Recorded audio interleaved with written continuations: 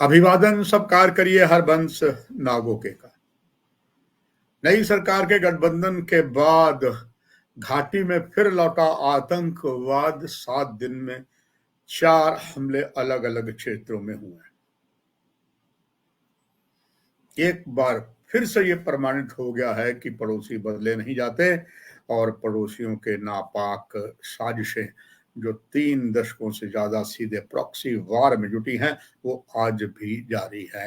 हालांकि निर्वाचित सरकार होने के बाद उम्मीद ये लगी थी कि कश्मीर घाटी में जिस तरह से मतदाताओं ने एक तरफा होकर नेशनल कॉन्फ्रेंस पर भरोसा किया और तगड़े मार्जिन से उन्हें जिताया, यही कारण वो सत्ता में है। और निस्संदेह नेशनल कॉन्फ्रेंस के मुख्यमंत्री अथाह प्रयास कर रहे हैं कश्मीर में शांति लाने के लिए और कश्मीर में जो कश्मीरियों में कहते जख्म लगे हैं उन पे मरहम लगाने के लिए कई कदम उन्होंने उठाए हैं और इसके लिए दिल्ली भी केंद्रीय गृह मंत्री और प्रधानमंत्री से मिल भी चुके हैं जम्मू कश्मीर को राज्य का दर्जा दोबारा बहाल करने के लिए। मगर इसके क्या परिणाम होते हैं आने वाला समय बताएगा।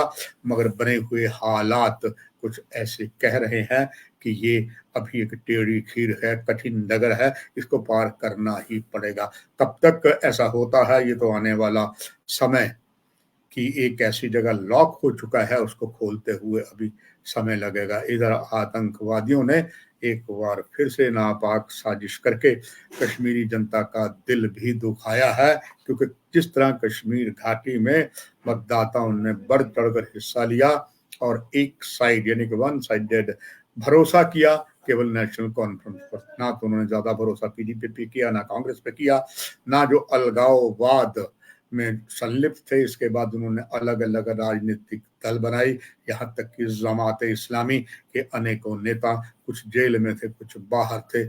सभी ने प्रजातंत्र पर विश्वास करते हुए आतंक को किनारा कर प्रजातंत्र में खड़े हुए, मगर उनको कश्मीरी जनता ने नकार दिया। खास करके अगर बात करें इंजीनियर की, और इस बीच आतंकियों ने भी अपनी नापाक साजिश ऐसी मात्र जिस तरीके से 7 दिन में 4 हमले हुए हैं वो बहुत ही चिंताजनक बात है और कई चीजों की ओर इशारा कर रहा है। जिस तरह सेंट्रल कश्मीर की तरफ जो हमला हुआ, क्या ये आतंकी साजिश जो थी उनकी खबर बनाना था, यहाँ बाहर के जो लोग भारतीय लोग जो जम्मू कश्मीर में काम कर रहे हैं, जिन्हें अब तो प्रवासी शब्द भी सही नहीं लगता क्योंकि कश्मीर से कन्याकुमारी तक जम्मू कश्मीर भारत एक है, मगर फिर भी कहा कि शायद जो बाहर के लोग यानी कि प्रवासी जो जम्मू कश्मीर में आए थे उनको भगाना था, या किसी की अभी आपस में ही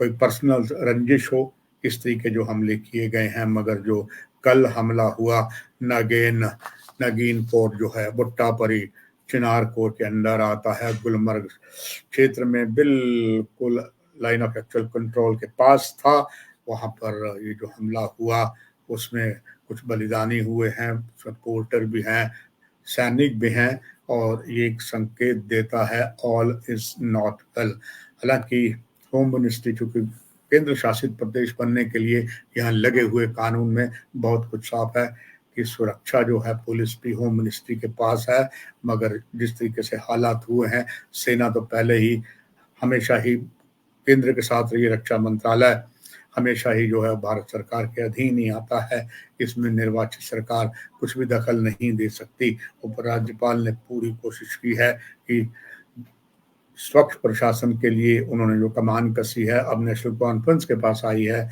वो सब कुछ हो, मगर वो किसी भी तरीके से सही नहीं बन रहा। ये कुछ हमले हुए हैं, ये कुछ और भी संकेत देते हैं। शायद वो संकेत ये देते हैं कि अभी भी उनके जो नापाक इरादे हैं वो जो हैं अब आगे निकलते हुए सोनमर्ग, गांदरबल, श्रीनगर, बांडीपुरा में जो यहाँ पर प्राकृतिक गुफाएं हैं उनमें भी आतंकवादी ठीक वैसे ही छुपे हुए हैं, वैसे ही ठिकाने बनाए हैं जैसे जम्मू डिवीजन के 10 जिलों के ज्यादा क्षेत्रों में पहाड़ों में उन्होंने अपने ठिकाने बनाए हैं। जिस तरीके से द्रास करगिल में एक नया चैनल आतंकवादियों ने खोला है, सोनमर्ग, गांदरबल, श्रीनगर और बांडीपुरा में, ये बहुत ही एक ऐसे संकेत दे रहा है कि ऑल इज नॉट वेल।